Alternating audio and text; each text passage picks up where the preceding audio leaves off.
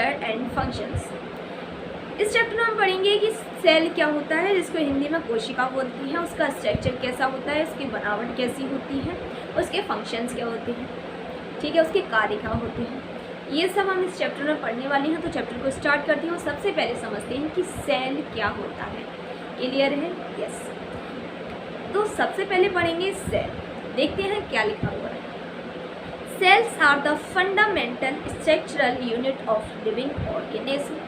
किसी भी living organism का मतलब जीवित ऑर्गेनिज्म मूव करते हों, जिनमें रिप्रोडक्शन होता हो, जिनमें बेसिक फंक्शंस होते हों लाइफ के, ठीक है, ये सारी जो चीज़ें होती हैं मीन्स जो लिविंग होते हैं वैसे, ठीक है, उनकी क्या है, ये फंडामेंटल और स्ट्रक्चरल यूनिट है। फंडामेंटल मतलब बेस, जिससे पूरी बॉडी बनी होती है। मीन्स बेस मतलब हमारी बॉडी का जो बेस है क्या है, सेल है। हाँ, सेल के द्वारा हमारी पूरी बॉडी का फॉर्मेशन हुआ है। स्ट्रक्चरल जिस पर अपना पूरी बॉडी स्ट्रक्चर डिपेंड हो। जब हम छोटे थे तो हमारी मतलब जब हमारा जन्म हो रहा था तो हम क्या है, एक सेल थे। धीरे धीरे उस सेल में क्या हुई, सेल डिवाइड हुई और हम एक पूरे ऑर्गेनिज्म बन गए, ठीक है। तो हम क्या बोल रहे हैं कि सेल हमारी बॉडी का फंडामेंटल और स्ट्रक्चरल यूनिट है और हमारे जीवन की बेसिक यूनिट है। क्लियर है? हमारी एनसीईआरटी में एक एग्जाम्पल दिया है जिसके माध्यम से हमें सेल के बारे में समझाया गया है, तो हम भी उसको समझ लेते हैं, ठीक है। जैसे हमारी कोई भी बिल्डिंग होती है तो हमारी जो बिल्डिंग होती है वो किसके द्वारा बनी होती है, ब्रिक्स के द्वारा बनी होती है, मीन्स ईंटों के द्वारा बनी होती है। जैसे हमने एक ईंट को जोड़ा, दूसरी को जोड़ा, तीसरी को जोड़ा, ऐसी बहुत सारी ईंटों को जोड़ा तो हमारी क्या बन जाएगी, एक वॉल बन जाएगी, एक दीवार बन जाएगी। ऐसे हमने बहुत सारी दीवार बना दी, उसको आपस में जॉइंट किया, बहुत सारी ब्रिक्स लगाई, जॉइंट किया सही से, और क्या बन गई, हमारी बिल्डिंग्स बन गई बहुत बड़ी। तो यहाँ पर ब्रिक्स का कंपैरिजन सेल्स के द्वारा किया गया है। ऐसी सेम गोज टुवर्ड्स सेल, ऐसी हमारी सेल के लिए भी है कि एक सेल है, दूसरी सेल बनेगी, तीसरी बनेगी, चौथी बनेगी, बहुत सारी सेल्स बन गई हमारी। क्लियर है? यस। तो बहुत सारी हमारी जो सेल हो गई, अब उनको हमने कंबाइन किया आपस में, तो हमारा क्या बन गया, टिश्यू बन गया, ठीक है। तो ऐसे टिश्यू बनेंगे, ऑर्गन बनेंगे, ये सब चीज़ें बन, तो उसके धीरे धीरे क्या है, हमारी पूरी बॉडी का फॉर्मेशन हो जाएगा एक सिंगल सेल से। तो हम बोल सकते हैं कि ये हमारी क्या है, फंडामेंटल एंड स्ट्रक्चरल यूनिट है, जिसके द्वारा हमारी पूरी बॉडी बनी है। क्लियर है? Yes. Discovery of cell. Discovery मतलब खोज, कि सेल की खोज किसने की और किस तरीके से की। क्लियर है? Yes. Robert Hooke discovered the cell in the year 1665। Scientist एक हमारे थे रॉबर्ट हुक, जिन्होंने 1665 में सेल को डिस्कवर किया था। From a thin section of cork. कहाँ से किया था? कॉर्क के एक थिन सेक्शन से किया था। अंडर आ सेल्फ मेड माइक्रोस्कोप, और वो सेक्शन था उसको ऑब्जर्व किस में किया, उन्होंने सेल्फ मेड माइक्रोस्कोप, ऐसे माइक्रोस्कोप में किया जो उन्होंने खुद बनाया था, ठीक है। कॉर्क का मतलब क्या होता है? Cork is the part of the work of tree. Cork क्या है? जो पेड़ होता है उसकी जो बात होती है उसको कॉर्क बोलती हैं, ठीक। Number of cells means cell के नंबर्स कितनी होती है हमारी बॉडी में, ठीक है, पढ़ लेते हैं। There are billions and trillions of cell in a tall tree और अ लार्ज एनिमल्स। मिलियन और ट्रिलियंस नंबर्स में सेल प्रेजेंट होती हैं किसी भी बड़े प्लांट में, किसी भी बड़े ट्री में, या किसी भी बड़े एनिमल्स की बॉडी में। Human body also have trillions of cell. Human body में कम से कम ट्रिलियंस ऑफ सेल प्रेजेंट हैं, which have different shape, sizes and function, जिसकी डिफरेंट शेप हैं, डिफरेंट साइज हैं एंड डिफरेंट फंक्शंस हैं, ठीक है। 1 बिलियन में देख लीजिए 1000 मिलियन है, एंड 1 ट्रिलियन में हमारे 1000 बिलियन है, ठीक है। यस। तो हमने नंबर्स के बारे में पढ़ लिया कि बिलियन और ट्रिलियंस ऑफ सेल्स प्रेजेंट होती हैं किसी भी बॉडी में, ठीक है। अब सेल्स को हमने नंबर के हिसाब से 2 टाइप्स में बांट दिया, एक यूनिसेलुलर हो गया हमारे, एक मल्टी सेलुलर हो गया, ठीक है। पढ़ लेते हैं यूनिसेलुलर क्या होता है एंड मल्टी सेलुलर क्या होता है। यस। ओके, तो यूनिसेलुलर ऑर्गेनिज्म, ठीक है, यूनि का मतलब क्या होता है हमारा one, uni means one and cellular means cell, ठीक है। तो वन, यूनि मतलब वन और सेलुलर मीन्स सेल, तो मतलब वन सेल, समझ में आ रहा है, वन सेल, नेम से समझ में आ रहा है कि uni means one, cellular means cell, तो दोनों को कंबाइन किया तो क्या बन गया, वन सेल। मीन्स हम आइडिया लगा सकते हैं कि ऐसे ऑर्गेनिज्म जो एक सेल से बने हो उनको क्या बोलेंगे, यूनिसेलुलर ऑर्गेनिज्म, ठीक है। नेम से हमने आइडिया लगाया, तो सबसे पहले नेम को तोड़ के देख लेना चाहिए कि इसका मतलब क्या है, इसका मतलब क्या है, दोनों को कंबाइन कर दो पूरा सेंस निकल आता है। पढ़ लेती हैं हमने क्या लिखा है।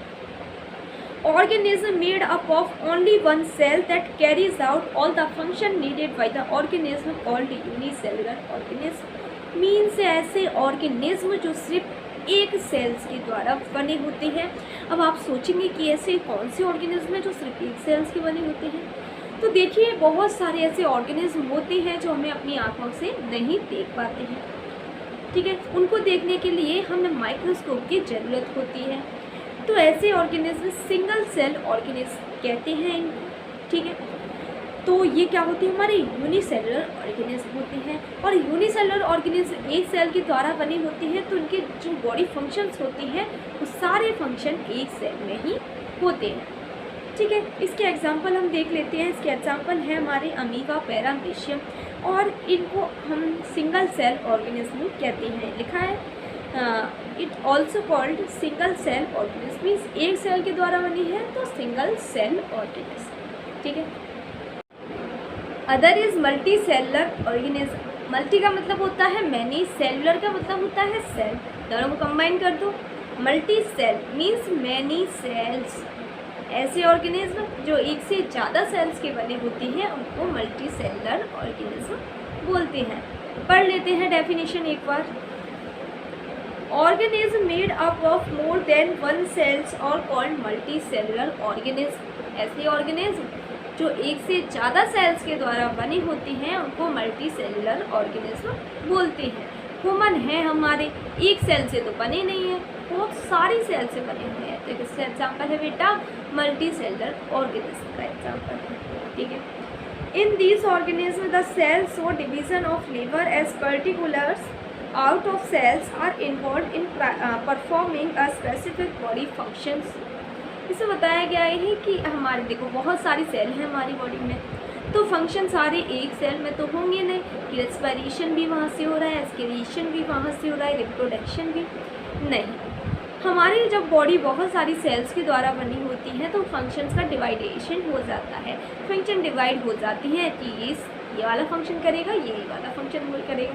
तो यही बोल रहा है कि यहाँ पर जो फंक्शन होते हैं, जो वर्क होता है वो डिवाइड हो जाती है डिफरेंट सेल्स। क्लियर है। इसके एग्जांपल कुछ नहीं, ह्यूमन्स लिख दो, एनिमल्स जो हमें दिखाई दे रहे हैं, lions, tigers, dog, cat, humans, rabbit, insects इत्यादि हैं मल्टी सेलुलर ऑर्गेनिज्म के example.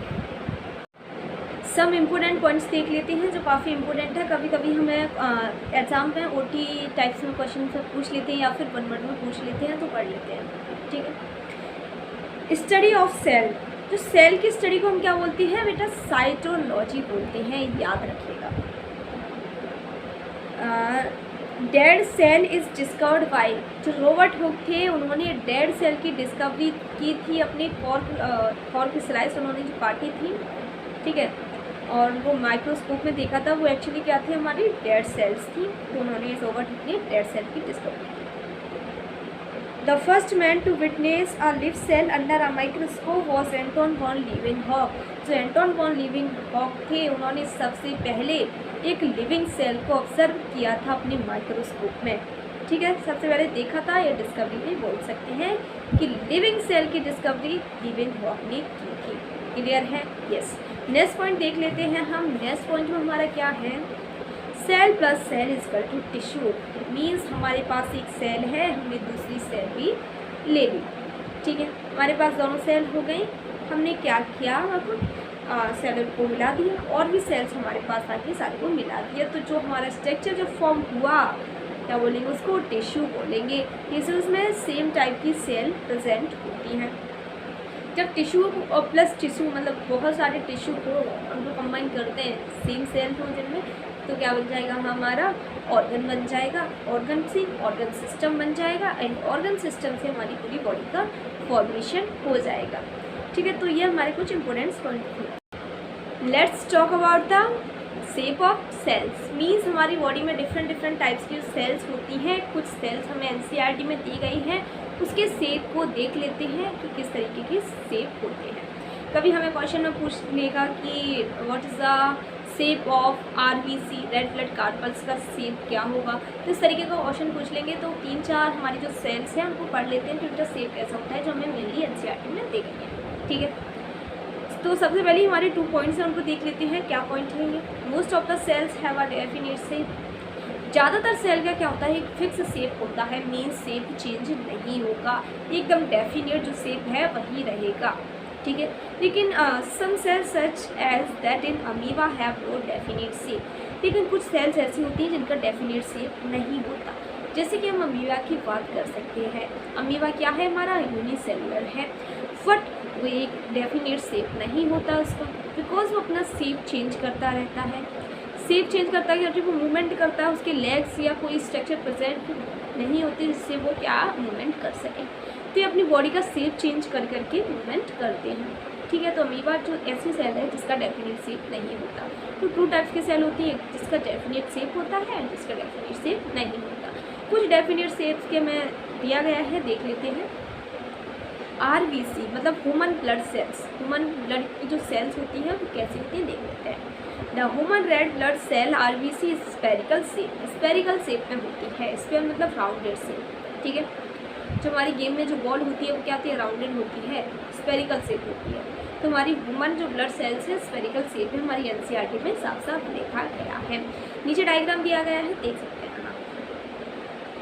Second is muscle cell. Muscle cells हमारी बॉडी की जो मसल्स होती है उनमें किस तरीके की सेल्स होती हैं। The muscle cells in women's are spindle shaped होती हैं, मीन्स लंबी लंबी होती हैं, एकदम सी पेन है, दिस इज ऑल्सो कॉल्ड लंबी ऐसी स्पिंडल शेप याद रखिएगा। ठीक है, डायग्राम में आप देख सकते हैं स्पिंडल शेप में दिया गया है। एंड थर्ड हमें दी गई है नर्व सेल। ठीक है, nerve cell. The human nerve cells have elongated branch structures. ये कैसी होती है, ब्रांच्ड स्ट्रक्चर होती है, लंबी होती है और ब्रांच्ड होती है। ठीक है, ये हमारी बॉडी में जो हमारी ब्रेन्स में नर्व सेल्स प्रेजेंट होती हैं ये रिस्पॉन्स में हेल्प करती हैं। ठीक है, इन सब में अभी हम इसका सिर्फ शेप देख रहे हैं कि शेप किस तरीके का है। Okay, sizes of cells means हमारी जो सेल होती है उनका साइज कितना बड़ा होता है, कि लगभग कितनी बड़ी सेल हो सकती है और कितनी छोटी। ठीक है, yes. The smallest cell is 0.1 to 0.5 micrometre in bacteria. जो सबसे छोटी सेल होती है वो कम से कम 0.1 से 0.5 माइक्रोमीटर के बीच में होती है। और कौन सी होती है, बैक्टीरियल सेल होती है हमारी। The largest cell is of size 170 mm into 130 mm which is the egg of an ostrich. जो सबसे बड़ी सेल होती है वो ऑस्ट्रिच के एग की होती है, जिसका साइज हमें दिया गया है 170 mm into 130 mm साइज की होती है। Yes, third point, size of cell has no relation with the size of an organism. जो हमारे साइज, सेल का जो साइज है वो ऑर्गेनिज्म के साइज पर डिपेंड नहीं करेगा कि हमारा जो एलिफेंट है बहुत बड़ा होता है तो उसकी सेल भी बहुत बड़ी होगी, ऐसा बिल्कुल नहीं है। किसी भी और एनिमल की बॉडी पर डिपेंड नहीं करेगा कि उसकी सेल का साइज कितना है। ठीक है, तो बहुत सारी सेल मिलके बना सकती है ऑर्गेनिज्म। ये नहीं है कि एक बड़ी सेल ने ऑर्गेनिज्म बनाया कोई भी एनिमल, नहीं। तो हम क्या कह सकते हैं, जो हमारी सेल है उसका जो साइज है वो एनिमल के साइज पर डिपेंड नहीं करेगा। Yes, types of cell. There are 2 types of cell. हमने जो पहले पढ़ा था वो किसके बेसिस पे पढ़ा था, हमने नंबर्स के बेसिस पे पढ़ा था। एक यूनिसेलुलर थी हमारी, एक मल्टीसेलुलर थी। अब लेकिन ये हम जो टाइप्स पढ़ रहे हैं वो पढ़ रहे हैं न्यूक्लियर की जो आउटर मेम्ब्रेन होती है उसके बेसिस पे। ये क्या होता है, पढ़ लेते हैं इसको। There are 2 types of cell, first is prokaryotic and second is eukaryotic. Prokaryotic cell के बारे में पढ़ लेते हैं। Cells which do not have well defined nuclear membranes, हमारा क्या होता है, जो हमारी सेल होती है उसमें एक न्यूक्लियर प्रेजेंट होता है, न्यूक्लियस प्रेजेंट होता है सेल का स्ट्रक्चर नेक्स्ट वीडियो में करेंगे। ये फर्स्ट पार्ट है, सेकंड पार्ट में फिर करेंगे, ठीक है। अभी समझ लेते हैं सिंपली, हमारे पास एक कोई सेल है, उसका जो मिड सेंटर होता है वहाँ पर न्यूक्लियस प्रेजेंट होता है। क्या प्रेजेंट होता है, न्यूक्लियस प्रेजेंट होता है, उसकी चारों तरफ मेम्ब्रेन भी होती है।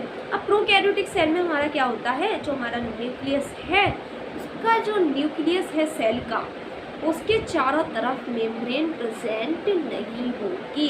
देखिए लिखा है cells which do not have a well defined nuclear membrane means nuclear membrane present नहीं होगी। And the nuclear material lies freely in the cytoplasm of the cell, और जो न्यूक्लियर मटेरियल है वो साइटोप्लाज्म में फ्रीली लाइज कर रहा होगा। साइटोप्लाज्म मतलब सेल के अंदर जो लिक्विड होता है, जेली लाइक सब्सटेंस होता है, उसको साइटोप्लाज्म बोलते हैं। उसके अंदर न्यूक्लियस होता है। आप डायग्राम की मदद से भी देख सकते हैं, अभी मैं आपको डायग्राम दिखा दूँ, ठीक है।